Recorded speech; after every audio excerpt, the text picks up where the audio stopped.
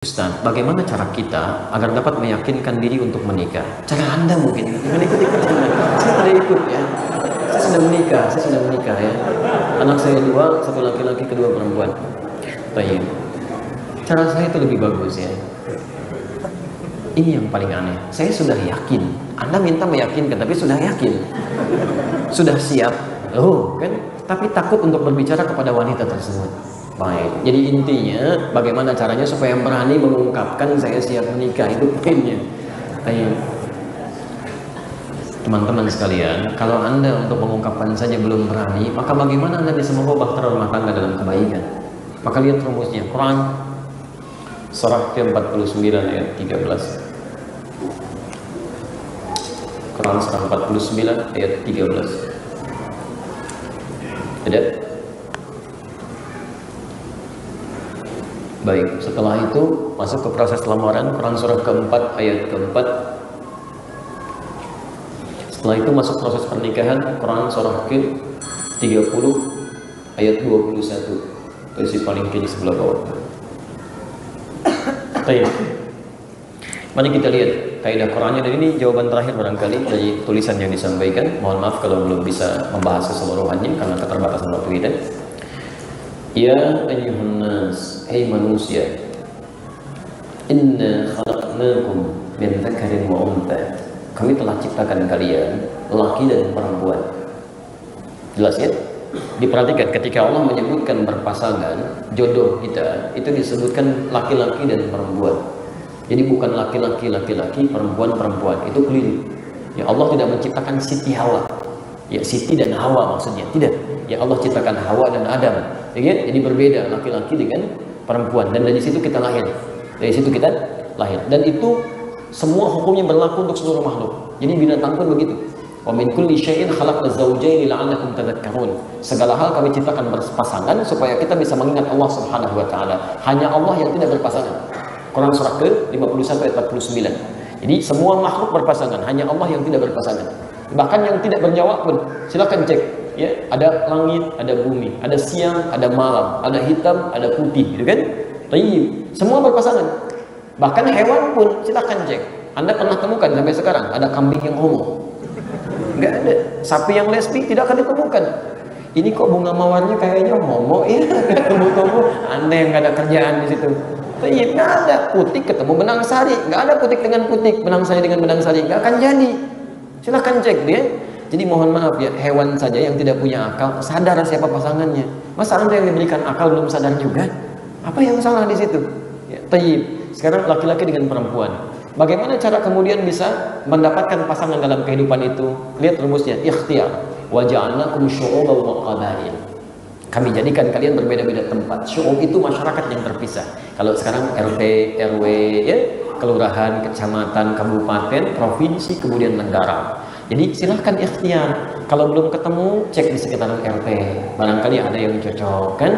Tidak ketemu, beda RW kan? Ya beda ketemu lagi, berarti beda kelurahan. Cek lagi terus ya, kecamatan. Ya silahkan cek. Mungkin yang di Jawa jodohnya di Papua, yang di Papua jodohnya di Sumatera. Bisa terjadi provinsi. Masya Allah, kalau nggak ketemu juga di Indonesia, jodoh Anda mungkin ada di Afrika, kan? Ada di Arab, ada di Amerika, bisa ketemu. Dunia ini begitu luas, masa dari sekian perempuan nggak ada yang cocok untuk Anda? Anda siapa? Ya. Atau sebaliknya, di antara sekian laki-laki nggak ada yang sama untuk Anda. Ya. Anda pasti ada ketemu insya Allah, kalau Anda mau berikhtiar. Kecuali kalau Anda menambahkan bidadari di akhirat. Saya mau nanti bidadari aja di akhirat, tuh kan? Nggak ada masalah di sini, silakan. Tapi sepanjang di dunia, ya, Allah, silakan berikhtiar. Tayyib, bahkan waqabail. Waqabail, beda suku misalnya, nggak ada masalah di sini. Tayyib, ya. Boleh menikah dengan perempuan sekampung? Tidak boleh. Bagaimana perempuan sekampung dinikahi? Ya, yang lain lagi. Satu aja cukup, satu. Menikah dengan perempuan sekampung itu haram hukumnya. Tayyib, ya. Cukup satu, tidak bisa 2, 3, 4. Sekampung kebanyakan ya. Tayyib. Jadi lihat di kampung ada nggak yang cocok dengan Anda? Satu suku, satu RT, satu RW dan sebagainya. Jelas di sini? Tolong yang diingat jangan ini ya, pulang dari sini Anda bawa topik itu, tidak. Baik, lihat perhatikan. Lita'afu, ini ikhtiar. Ta'aruf. Baik. Saya tuliskan sebentar. Fokus ya. Antum yang sudah menikah, cuman untuk anaknya aja ya, yang belum menikah silakan fokus. Bismillah. Lita'arafu. Saya lihat antum pada pegang catatan. Lita'arafu. Perhatikan kalimatnya. Ada arafa, ada ta'arafa. Itu beda. Kalau arafa itu kenal, tahu. Orangnya disebut arif. Orang yang sudah kenal, sudah tahu. Kalau ta'aruf menggunakan ta, taknya menunjuk pada makna usaha yang serius, usaha serius. Alifnya menunjuk pada makna saling. Jadi ada dua sisi di sini. Jadi kalau Anda ingin mencari pasangan, kata Allah, setelah menemukan tempat-tempat tadi, ada dikira cocok misalnya dengan baik, maka dalil Quran bukan pacaran, bukan bertindak misalnya yang maksiat dan sebagainya, maka usaha yang serius untuk saling mengenal satu dengan yang lainnya. Dan kata alif ini di sini, makna saling ini tidak harus kemudian antar personalnya, bisa juga melalui orang-orang yang kenal dekat dengannya, tanyakan pada dia, atau kalau sudah jelas sampaikan maksudnya. Dalam konteks pertanyaan tadi, mohon izin, kalimatnya diawali dengan saling mengenal dulu. Jangan cepat-cepat menyampaikan maksud. Jangan kelihatan sedikit begini, tiba-tiba langsung antum sampaikan. Tidak. Kenali dulu siapa dia. Dan pengenalannya keluarkan kriteria sunnah Nabi SAW. Ya, jangan cuma beberapa ciri fisikal, tidak. Kata Nabi, tunkahul mar'atu li arba'in. Perempuan dinikahi dengan 4 motivasi, 4 hal. Ya, pertama li jamaliha. Ya, karena cantiknya. Tapi bukan jamilah di sini, tapi jamal. Kalau jamilah itu cantik fisikal. Tapi kalau jamal itu sifat kecantikan yang diridhoi Allah Subhanahu wa taala. Ya, mohon izin ya, mohon maaf kalau diteruskan ke hadis-hadis Nabi, cantik itu ternyata bukan dalam keadaan fisik yang relatif. Kan orang bilang cantik itu relatif kan, kalau jelek mutlak gitu kan. Tapi dalam konteks ini apa yang menjadikan cantik itu relatif? Ternyata ada kaitan dengan akhlak. Saya mau tanya sebentar, cantik mana Sayyidah Khadijah dengan Zainab, istri Nabi? Antum pernah lihat? Katakan wallahu alam, nggak usah ngarang. Ingat saya katakan, pelajaran mengarang cuma ada di bahasa Indonesia. Di sini nggak usah dipakai. Jadi, kalau nggak pernah lihat, coba katakan wallahu alam. Zainab binti Jahsh itu begitu cantik, luar biasa. Orang melihat mata tidak berkedip, wajah tidak menoleh. Saking cantiknya, jauhlah dibanding ibu yang ada sekarang, kan? Itu luar biasa. Karena itu ketika Nabi menikah dengan Zainab, fitnah muncul. Oh, itu Muhammad cuma pengen menikah dengan dia saja. Yang menggagalkan pernikahan anak angkatnya cuma ingin menikahinya, cuma karena syahwatnya saja. Tapi dari beliau tidak pernah punya keturunan. Biasa. Maaf, dan tidak disebut dalam mimpi Nabi. Sayyidah Aisyah disebut dengan Humaira, cantik kemerah-merahan, tapi tidak disebut dalam mimpi Nabi. Siapa yang disebut? Sayyidah Khadijah. Khadijah. Sayyidah Khadijah ketika dinikahi oleh Nabi SAW dalam keadaan beliau janda, gitu kan? Telah menikah dengan laki-laki lain dan punya anak juga, dan Nabi sayang dengan beliau, cintanya luar biasa, masya Allah. Apa yang menjadikan begitu dicintai oleh Nabi? Jamalah, ada faktor keindahan melekat pada dirinya. Dilukiskan di Al-Bukhari, nomor hadis yang keempat, posisi paling kanan sebelah bawah. Lihat kalimatnya, saya lukiskan sebentar aja ya. Ketika Nabi SAW turun dari Gua Hira, jadi di Gua Hira wahyu belum turun. Setelah Al-Alaq turun, Nabi biasa bertahanus. Kemudian wahyu belum turun, Nabi turun ke bawah. Itu siang-siang. Begitu turun siang-siang, tiba-tiba dengar suara Muhammad. Sementara Rasulullah melihat ke kanan, tidak ada orang. Kiri kosong. Depan nggak ada. Ke belakang kosong. Begitu ke atas, tiba-tiba ada makhluk berjubah putih, gitu kan? Seperti duduk di antara langit dan bumi mengatakan Muhammad. Tayyib. Sedangkan Nabi belum pernah melihat makhluk ini sebelumnya. Karena Jibril ketika turun menyamar jadi laki-laki yang memeluk Nabi. Belum muncul seperti rupanya. Gini aja lah ya, situasinya kita hadirkan sekarang. Ini antum pulang dari sini siang-siang, nggak usah malam. Begitu keluar, oh ada Pak Majid di sini, Pak Majid. Masya Allah. Di kanan nggak ada orang, kiri kosong, belakang meleng nggak ada juga. Begitu lihat ke atas, Pak, jubah putih duduk begini, Pak Majid. Apa reaksi antum di situ? Maka kata Nabi, faro'ibtu minhu. Ro'ibtu itu keadaan khawatir, takut sampai bulu kuduknya naik. Itu Nabi takut, khawatir. Jadi takut itu biasa, Pak. Itu fitrah. Yang paling aneh manusia yang nggak pernah takut, itu aneh. Saya tidak punya rasa takut. Kamu siapa? Nabi aja takut, masa Anda enggak? Yang tidak tepat itu yang orang yang larut dalam ketakutan. Terus begitu itu ada masalah itu. Tapi yang paling menarik, begitu beliau khawatir, takut, luar biasa, sampai ke rumah. Begitu diketuk pintu rumahnya mengucapkan salam, dibuka oleh Sayyidah Khadijah. melihat wajah Sayyidah Khadijah, setengah kegelisahannya hilang. Cuman lihat wajahnya aja. Kemudian digenggam tangannya, dia mengatakan, Nabi mengatakan, Zammiluni, tolong selimuti saya.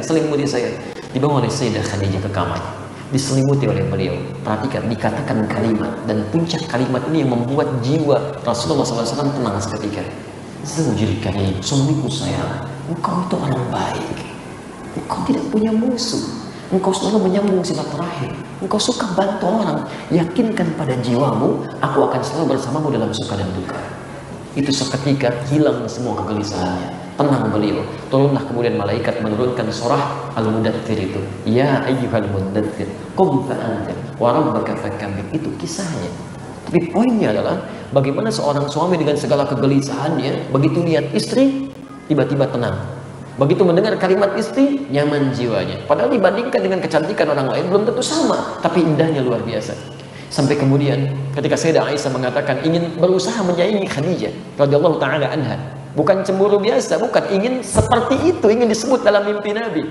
Ya, kata beliau, apa sih keistimewaannya? Masya Allah, kata Nabi, dia perempuan pertama yang beriman kepadaku saat semua yang lain diinginkan. Dia perempuan yang menginfakkan semua hartanya untuk suksesnya dakwah ini. Sampai kemudian Nabi mengatakan dalam kubur, ya Khadijah, ya Khadijah, ya Khadijah, Masya Allah. Itu luar biasa. Ya, itu luar biasa. Jadi penghulu surga itu Sayyidah Khadijah. Maka kalau Anda mencari misalnya dengan konsep ta'aruf, cari silahkan. Ya, ada miniaturnya di istri Nabi. Makanya Nabi diperkenankan menikah dengan lebih daripada 4 perempuan. Kalau Anda belajar lebih dalam lagi, ikuti kajiannya tentang istri Nabi, ternyata karakteristik perempuan-perempuan di muka bumi itu nampak nanti pada istri Nabi SAW. Jadi dari yang paling cemburuan sampai yang paling perhitungan ada, Pak. Sebelum menikah dengan Nabi, tapi ketika menikah dengan Nabi diarahkan kepada hal yang positif. Cemburunya urusan ibadah, perhitungannya urusan ibadah, dulu urusan belanja, tapi ketika dididik oleh Nabi, tiba-tiba bagaimana satu kurma jadi ibadah. Bagaimana saya bisa menyaingi sholat sunnah teman saya yang satu itu. Bagaimana supaya saya bisa menyaingi ibadah dia. Itu selalu begitu. Nanti ibu pulang dari sini, coba cek kira-kira ibu mirip siapa. Ya, buka fikihnya, jangan belajar yang tinggi-tinggi dulu. Anda perempuan, keluarkan sahabat-sahabat perempuan, istri Nabi, pelajari di situ. Alhamdulillah, kalau kira-kira nanti Bapak uji aja besok, kira-kira mirip siapa? Ya, kalau mirip Sayyidah Khadijah, begitu antum pulang, lihat wajah istri, setengah kegelisahan hilang. Masya Allah. Mendengar kata-kata istri, ketenangan muncul Khadijah. Tapi begitu antum pulang, nggak punya masalah sebetulnya di kantor, lihat wajah istri, ada masalah misalnya, itu repot, itu repot. Ya, baik. Itu cari. Jadi faktornya bukan cuma cantik, hati-hati. Ada orang yang cantiknya luar biasa, cantiknya 100%, cerewetnya 1000% misalnya, kan repot juga. Ya, ada tidak mudah situasinya nanti, tidak mudah. Kemudian yang kedua, liha, hartanya. Ada sering orang mengatakan karena harta bendanya, kayanya dan sebagainya. Bahkan ada ungkapan-ungkapan yang tidak elok. Lebih baik mencari misalnya, ada kalimat yang tidak tepat lah, tidak perlu saya ungkapkan ya. Perempuan yang sudah ditinggal suaminya tapi kaya, kan, dibandingkan dengan yang gadis tapi biasa-biasa. Itu nggak tepat kalimat ini. Ya, nggak tepat. Memang ada orang motifnya begitu. Tapi yang dimaksud dalam kalimat ini bisa dipahami dengan makna lain, yang bisa memanage harta suaminya. Dia begitu dapat suami penghasilan, dia bisa berbagi di rumah dengan baik, tempatkan di tempat yang bagus, cari yang begitu. Ya, bukan cuma antum cari misalnya, mohon maaf ya, antum penghasilan 5 juta, cari perempuan yang zakat malnya saja, zakat malnya saja 10 juta, gak akan nyambung. Antum penghasilan 5 juta, dia zakat malnya 10 juta. Begitu keluar ke mall ke sini, antum repot nanti. Ya, tertekan terus dan sebagainya. Taib. Yang ketiga, nasabnya. Cari dari siapa dia? Dari kalangan terbaik akan menurunkan kebaikan-kebaikan. Ya, cari misalnya bagaimana pendidikannya, bagaimana kedekatannya dengan Allah, kan? Bagaimana cara orang tuanya, kerabatnya dan sebagainya. Dan yang terakhir di dininya, ini yang paling penting, agamanya. Fa ini taribat yadak. Ya, masyaallah. Fadfar bidati dini taribat yadak. Fadfar bidati dini. Pilih yang paling utama agamanya, maka Anda akan beruntung. Termasuk ibu, bu ya, bapak, kalau kedatangan seorang lelaki ke rumah dan agamanya luar biasa, dekat dengan Allah, itu anugerah yang dikirimkan ke rumah. Aduh, alhamdulillah. Ya, alhamdulillah. Mau lagi? Okay. Jadi teman-teman sekalian, untuk ta'aruf itu caranya. Amati dulu, lihat, kalau sudah cocok kelihatan, baru kemudian sampaikan. Cara menyampaikannya, kalau tadi masih kurang ada keberanian, sampaikan dengan orang terdekatnya. Sampaikan, nyatakan, supaya terhindar dari maksiat-maksiat yang tidak diinginkan. Ya. Dulu orang-orang Arab sering membuat kalimat-kalimat yang indah. Kadang-kadang ngambil syair tertentu, di makna yang lain cuma ditarik ke dalam bahasa dia. Ya, ada syairnya Abu Nuwas misalnya kan, ilahi lasulil firdausi ahla wala aqwa 'alan naril jahimi fahabli taubatan waghfir dhunubi fa innaka ghafirudz dzambil 'azimi. Asalnya itu taubatnya Abu Nuwas di syair yang ditulis di bawah bantalnya sebelum meninggal dunia. Ilahi lasulil firdausi ahla, ya Allah ya Rabb, saya bukan sebagai seorang penghuni surga firdaus, enggak layak saya menghuninya. Ya, wala aqwa 'alan naril jahimi, tapi saya pun tidak akan kuat jika berada di neraka ya Allah. Ya, faham li taubatan waghfir dhunubi, maka terima taubatku, saya taubat ya Allah. Ampuni dosa-dosa saya. Fa innaka ghafirul dzambil 'azimi, hanya Engkau yang mengampuni seluruh dosa-dosa saya. Asalnya ke situ maknanya. Dulu ada orang-orang Arab mengambil makna ini untuk menyatakan keinginan pada anak anak perempuan dari seorang laki-laki.